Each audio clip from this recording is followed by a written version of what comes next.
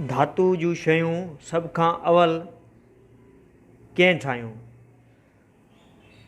घणो अॻु जॾहिं धातु जा औज़ार मेटल टूल्स न हूंदा हुआ, माण्हू हर क़िस्म जे पथरनि मां खेनि घुरिबल तमामु घणियूं शयूं ठाहींदा हुआ। सवें हज़ारें या एतिरे क़दुरु जो कराइतनि, भितरनि ऐं पथरनि जी ॻोल्हा में लखें साल गुज़ारण खां पोइ इंसान मुख़्तलिफ़ क़िस्म जी पथरनि खे सम्झण जा माहिर थिया। उन सां गॾोगॾु वधीक परतजसिस ऐं ॻोल्हाऊ माण्हुनि महसूसु कयो हूंदो त कुझु पथर जॾहिं खेनि उस लॻे थी चमकीला या रोशन थियनि था, शायदि उन्हनि खेनि दरियाहनि जे तरे में पाणी हेठि या टकरनि जी चोटियुनि ऐं वॾनि पथरनि ते चमकंदो ॾिठो हूंदो। नदियुनि में रोशन रतीलनि पथरनि मां कुझु सोन जा या धातनि जा टुकड़ा हूंदा आहिनि ऐं थोरी घणे तजुर्बे मां ख़बर पई हूंदनि त हिन शइ खे ॿिनि सख़्तु पथरनि जे विच में धक हणी मुख़्तलिफ़ शयूं ॾेई सघजनि थियूं। सोन गोल्ड मां पहिरियूं शयूं शायदि हज़ारनि वरनि अॻु ठाहियूं वयूं हूंदियूं। उन्हनि खे औज़ार छॾणु बिल्कुलु दुरुस्त न थींदो। सोन जे उन्हनि इब्तिदाई शयुनि खे शायदि ज़ेवरनि तौरु अहमियत ॾिनी वई हूंदी या वरी भाॻ जी अलामत तौरु। ट्रामू कॉपर हिकु ॿियो धातु आहे जेको कुदरती तौरु ते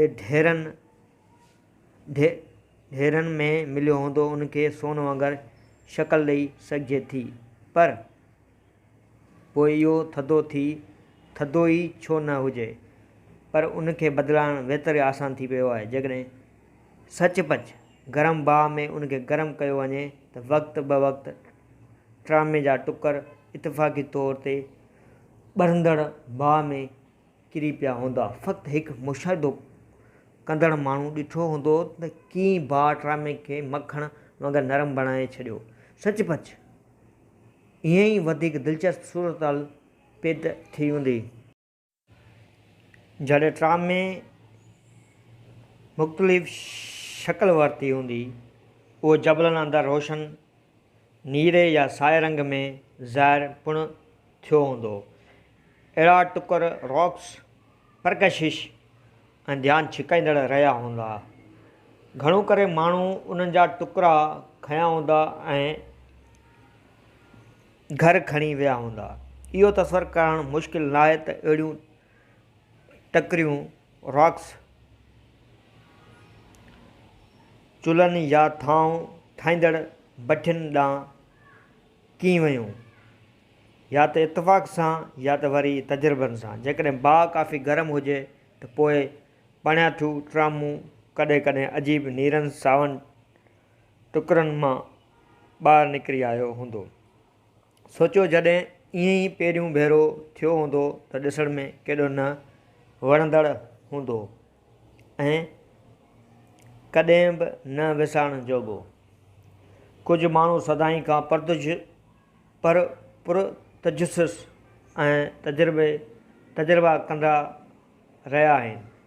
इहो तसवुरु करणु महकूल आहे त असांजी तारीख़ जी हज़ारनि सालनि दौरान इहा दरियाफ़त मुख़्तलिफ़ इलाइक़नि में खोड़ भेरा कई वई हूंदी। असांखे पक आहे त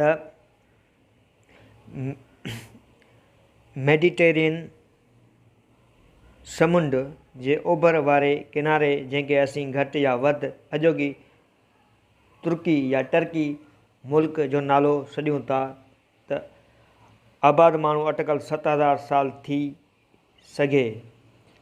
8000 साल अॻु ट्रामे जा औज़ार ठाहे रहिया हुआ, पर ॿियनि इलाइक़नि में माण्हुनि धातुनि जा औज़ार ठाहिणु सिखिया हुआ। इहो ई हाणोकी